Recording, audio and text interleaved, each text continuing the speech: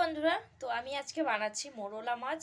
তো মোরলা মাছ কি সব রকমের মাছই আছে মিশালে। তো আমি কয়েকটা আবার চিংড়িও দিয়ে দিয়েছি। তো এখানে দেখতে পাচ্ছ। তো আমি কি দিয়ে বানাচ্ছি, আমি বানাচ্ছি আলু দিয়ে বানাবো আজকে। তো আলুটাকে একদম ছোট ছোট করে কেটে নিয়েছি, পেঁয়াজ, টমেটো আর লঙ্কা। তো প্রথমে আমি এগুলোতে নুন হলুদ মাখিয়ে সুন্দর করে ভেজে নেব। তো একটু লঙ্কার গুঁড়ো দিচ্ছি। তো এখানে কড়াইটা কিন্তু তেল গরম হয়ে গেছে।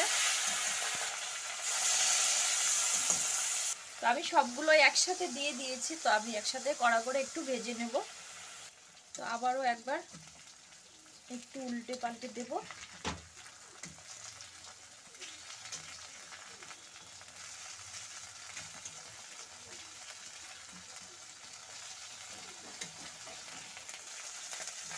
তো একটু কড়া করেই ভাজবো।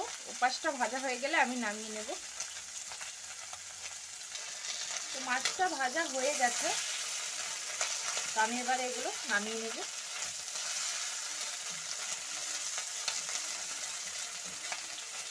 তো মাছটা নামিয়ে আমি আরও কিছুটা তেল দিয়ে দিলাম। তো তেলটা একটু বেশি দেব।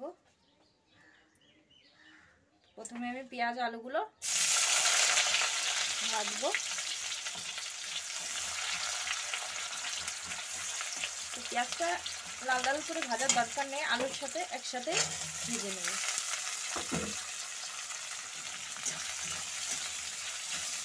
তো দিচ্ছি নুন, তো দেবো হলুদ। তো নুন হলুদটা দিয়ে একটু ভালো করে লাল লাল করে ভাজা হবে, তারপর মশলাটা দেব।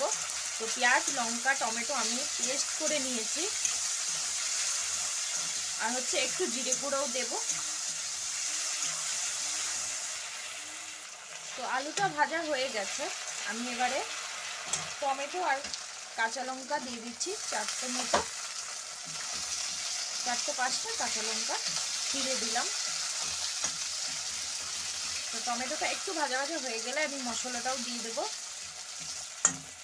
তো এখানে আমার আলু টমেটো এগুলো ভাজা হয়ে গেছে। আমি এবারে মশলা দিয়ে দেবো। খুব বেশি দেব না মশলা।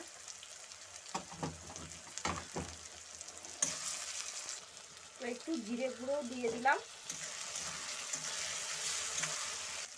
তো মশলাটা কষানো হয়ে গেলে আমি অল্প পরিমাণে জল দিয়ে দেব।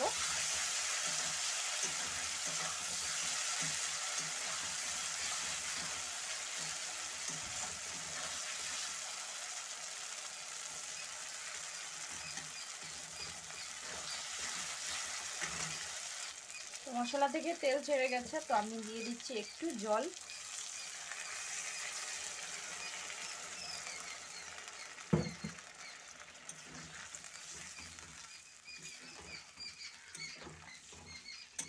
তো জলটা ফুটে আসলে মাছগুলোও দিয়ে দেব।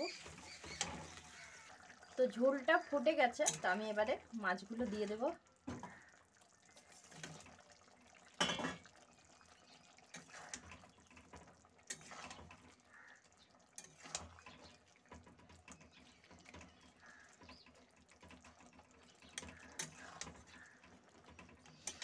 তো কিছুক্ষণের জন্য ঢাকা দিয়ে রাখবো।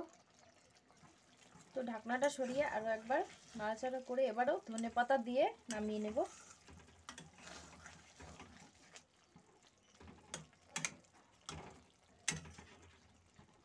তো এবারে আমি দিয়ে দিচ্ছি ধনেপাতা কুচি।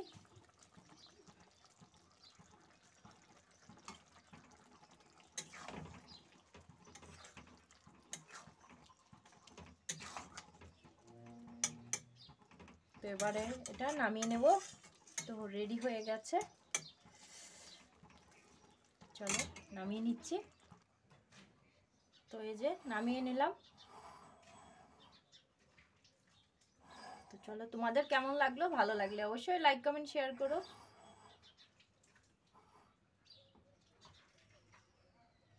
তো চলো, পরবর্তী ভিডিওতে আবারও দেখা হচ্ছে। ততক্ষণের জন্য ভালো থাকো, সুস্থ থাকো। টাটা।